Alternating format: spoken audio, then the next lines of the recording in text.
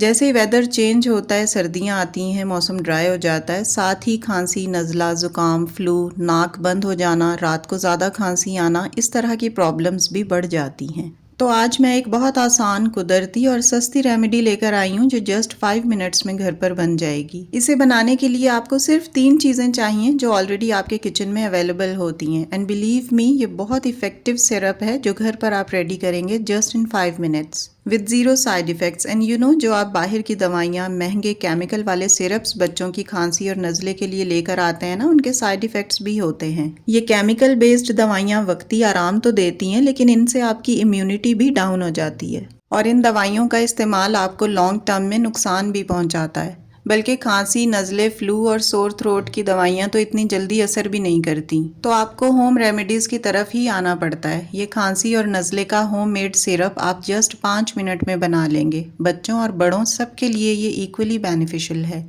आपको इस सिरप को फ्रिज में रखने की भी ज़रूरत नहीं है। इसकी शेल्फ लाइफ इतनी होती है कि ये 1 हफ्ता बिल्कुल फ्रेश रहता है और इस होममेड सिरप के सिर्फ 1 या 2 दफ़ा इस्तेमाल से ही आपको फ़र्क महसूस होने लगेगा। खांसी तो आपको पता है कितने दिन चलती है, लेकिन इसके इस्तेमाल से सिर्फ 3 दिन में आपकी खांसी ख़त्म हो जाएगी। इसे यूज़ कैसे करना है वो भी मैं आपको बताऊंगी। इस होममेड कफ सिरप को बनाने के लिए आपको सिर्फ 3 चीज़ें चाहिए: अदरक, लेमन और Honey.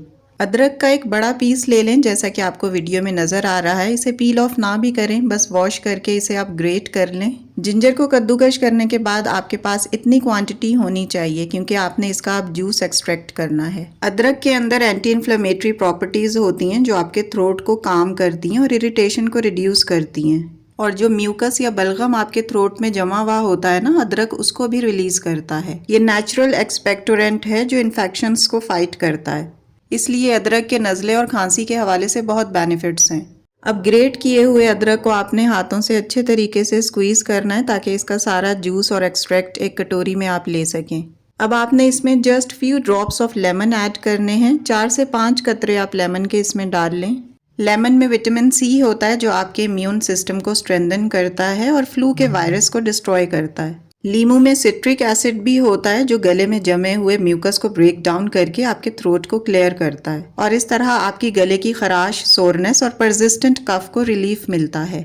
Third ingredient that you have to add in this syrup is honey. ये मोस्ट इफेक्टिव सूदिंग इंग्रेडिएंट है for both flu and cough और ये होम रेमेडीज और मेडिसिन में सेंचुरीज से यूज किया जा रहा है। इसमें एंटीबैक्टीरियल और एंटीवायरल प्रॉपर्टीज होती हैं और ये म्यूकस यानी बलगम को लूज करता है, चेस्ट कंजेशन और सांस की बंदिश को भी दूर करता है। और जब हनी लेमन के साथ मिलता है ना, तो बिलीव मी, ये नज़ले और ज़ुकाम और फ्लू के लिए बहुत इफेक्टिव रेमेडी बन जाती है। इन तीनों चीज़ों को आपने अच्छे तरीके से मिक्स करना है तो इस तरह का एक होममेड सिरप आपके पास रेडी हो जाएगा। इसे आपने यूज़ कैसे करना है वो भी मैं आपको बताती हूँ। बच्चे हों या बड़े, हर एज के लिए ये मुफीद है। दिन में 3 दफ़ा आप ये बच्चों को या बड़ों को पिलाएं। 1 टीस्पून आपने इस सिरप का पिलाना है। ये जो आपको चम्मच नज़र आ रहा है ये टीस्पून है, बस ये 3 टाइम इनफ है। इससे ज़्यादा आप ना पिलाएं क्योंकि इसकी तासीर गर्म होती है। पिलाने से पहले इसमें 1 चुटकी ब्लैक पेपर या काली मिर्च भी डाल लें। अच्छे तरीके से मिक्स करके रात को सोते वक्त बच्चों को या जिसे भी खांसी, नज़ला, ज़ुकाम, फ्लू की शिकायत है उसे ये 3 टाइम पिला दें। आप देखिएगा दूसरे दिन से ही आपको खांसी, गले की खराश और फ्लू में आराम मिल जाएगा।